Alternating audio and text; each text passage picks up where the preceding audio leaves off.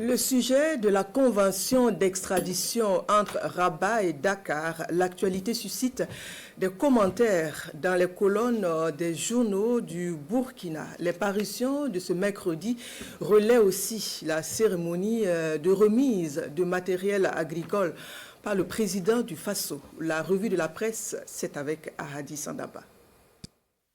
Avec des images d'illustration à l'appui, les quotidiens font écho de la remise de matériel agricole par le président du Faso dans leur parution du jour.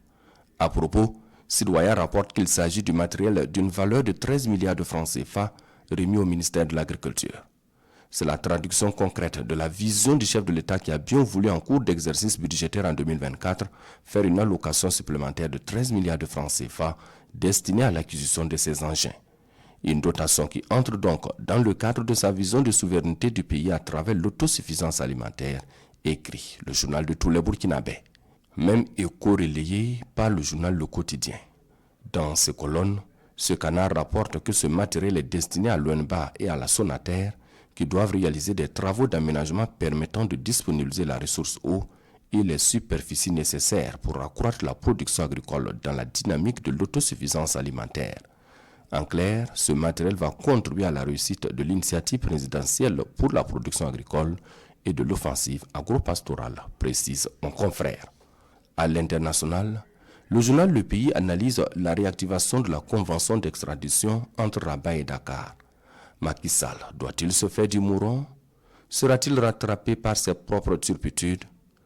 Autant d'interrogations de la rédaction du quotidien des 1200 logements qui estime qu'il est difficile pour l'instant de répondre par l'affirmative à ces questions, même si les autorités sénégalaises ne font pas mystère de leur volonté de le voir rendre des comptes.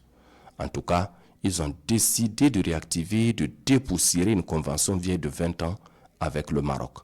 Il s'agit en effet d'une loi votée par des députés en plénière qui permet à des détenus sénégalais au Maroc d'être extradés vers leur pays d'origine pour y purger leurs peines et vice-versa.